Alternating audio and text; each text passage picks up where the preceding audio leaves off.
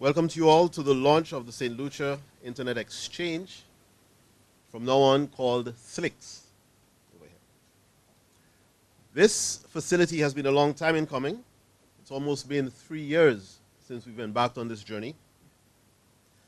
And the fact that we are here today, at this point, is due to the very hard work and dedication of a number of others who have laid the groundwork for the establishment of the St. Lucia Internet Exchange Point. I regret that some of those persons are not able to be here today with us to share the moment, but they have expressed their happiness both professionally and personally at the accomplishment that this day's launch represents. Under the CARSIP banner, we have now been able to complete the work that these gentlemen have begun. The objective of CARSIP is to improve access and uptake of broadband by addressing both the supply side of broadband and the demand side. The supply side of broadband being the physical connectivity, point-to-point connection between entities, countries, and the the demand side of broadband are the services that will actually run on that infrastructure. Both need to happen. Both are important. The analogy that I frequently use to describe broadband is that of a highway. Imagine building a highway from point A to point B, and then once you've completed the highway, you realize that you don't have any cars to run on the highway. The highway becomes pointless. The Internet Exchange Point represents a connectivity component of broadband, but the overall and ultimate success of the IXP will depend on the services that are going to be leveraging that Internet Exchange Point. So it is tremendously important going forward, because this is not the final point, this is actually the beginning. So it becomes very important going forward that the services that can take advantage of broadband are developed. The establishment of an IXP is a facilitating component. CARSIP has worked with the resources from PCH. PCH is a non-profit organization called, it stands for Packet Clearing House. PCH has been directly involved in setting up IXPs across the world.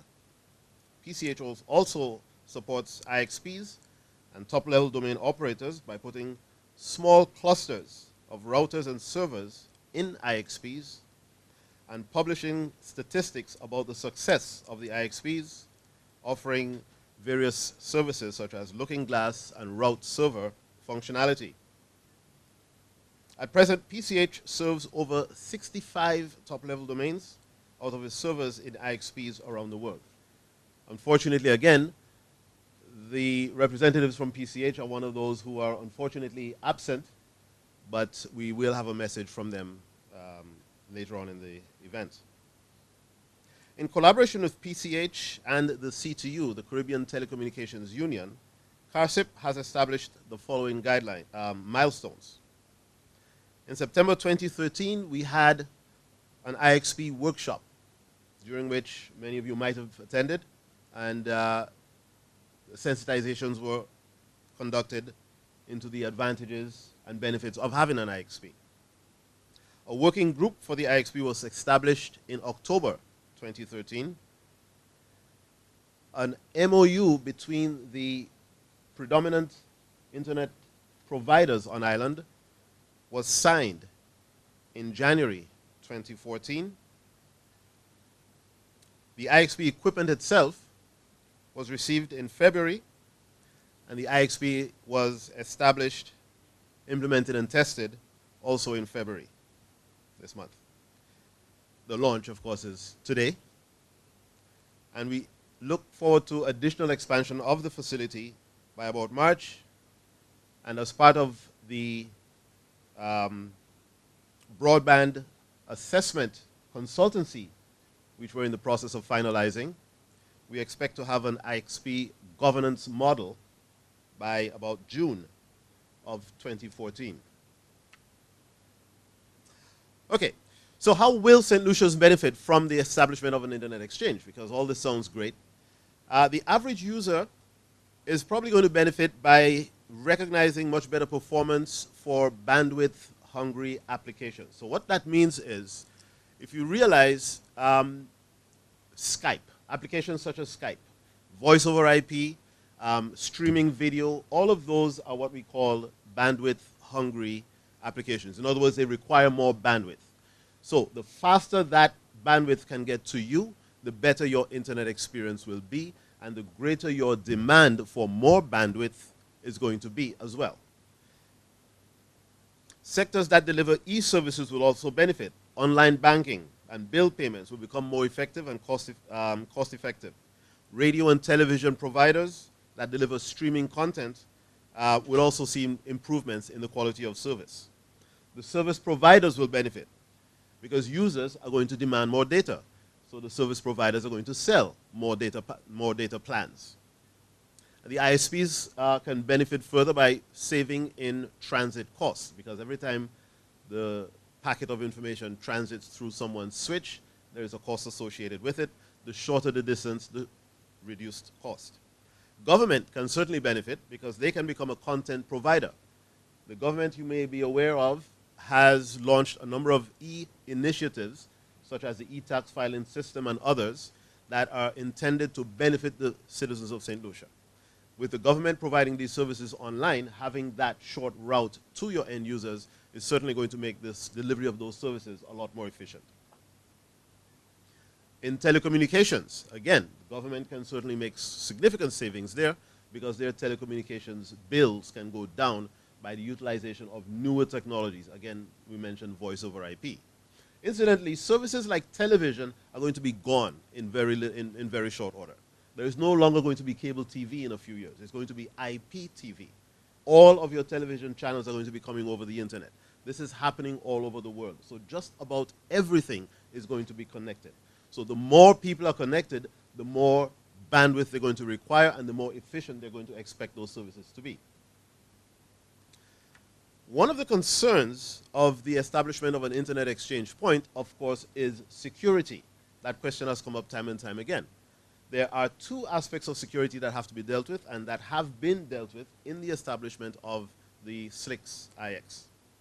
The physical security is taken care of by the physical location of the switch itself. slix is located at the facility of CCL down at the waterfront, which is a data center managed by Mr. Desmond Asford over there. And that particular facility physically has a number of security measures that prevent anyone just walking into the facility. So that's one level of security. The equipment data, the data that sits on that equipment, of course, is also protected by a number of measures. And there are, without going into, of course, the detail, there are a number of layers of protection and redundancy as well. So the data and the physical equipment are protected there.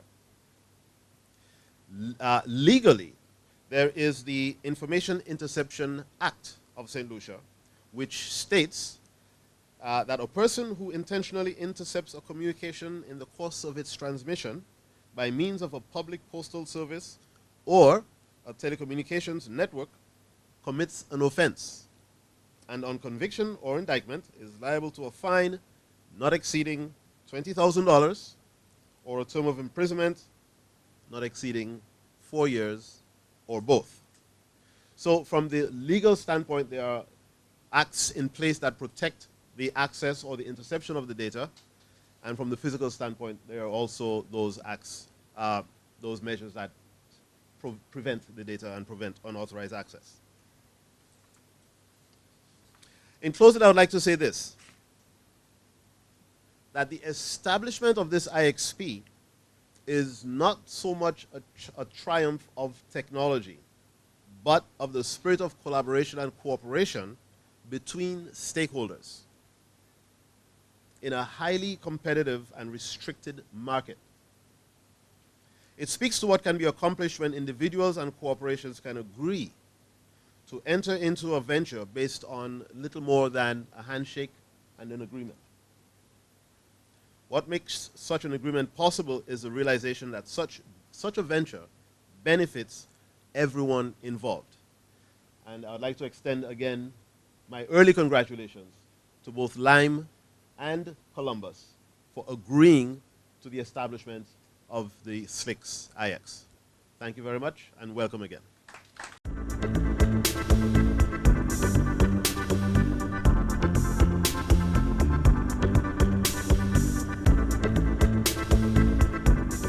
Good day, everyone. Let me be among the many voices from around the region bringing congratulations to St. Lucia and to the team responsible for this historic launch of the first ever Internet Exchange Point in St. Lucia.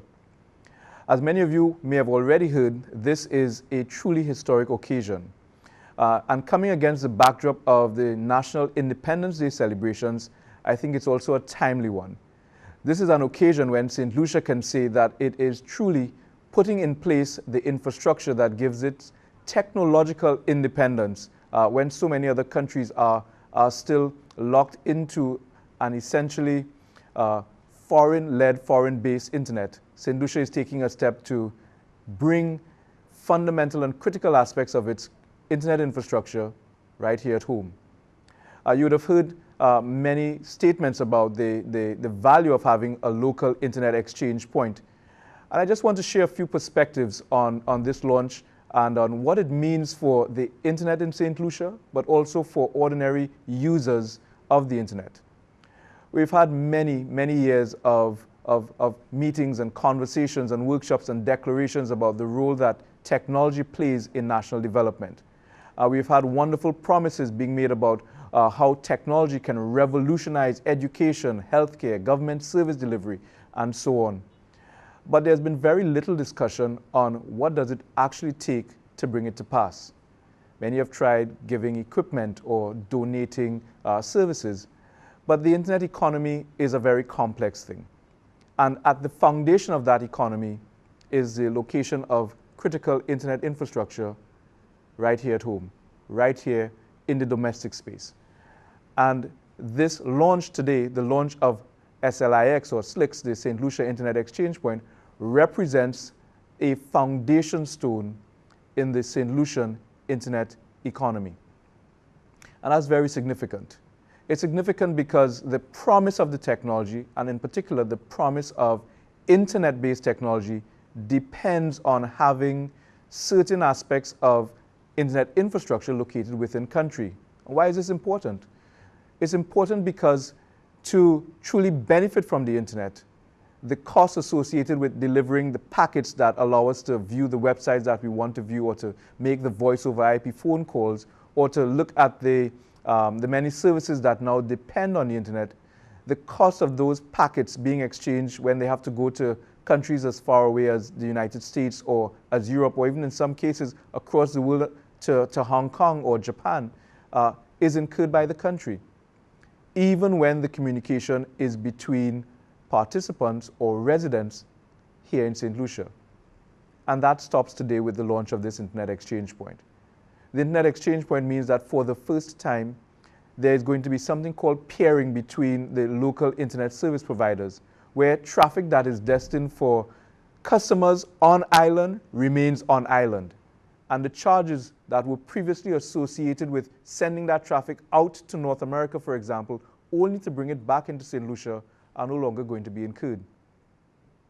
But it also means that for the many users of the internet in the country, the speed, the reliability, the resilience of the local internet is going to be dramatically improved as a result of the establishment of the exchange point and the services that will be built around it. It is that we celebrate today. What we celebrate is the laying of a foundation stone. What we celebrate is the beginning of the St. Lucian internet economy. What we celebrate is a foundation layer in the internet infrastructure that we have always desired but have not up to this point actually implemented. Today it is implemented. And with that implementation, much like the pronouncement of independence many years ago, comes a responsibility to act, comes a responsibility to build upon. The launch of the exchange point by itself is not going to bring about any radical adjustment or improvement in the quality of internet services or in the provision of local content, but it enables it. And it is that enablement that we must now leverage. Just like many years ago, at the announcement of independence, we had the task ahead of us of building a nation. Today we have the task of building the domestic internet economy. That means for content providers, for developers of local apps, whether they be mobile apps or web-based apps, they now have an opportunity to target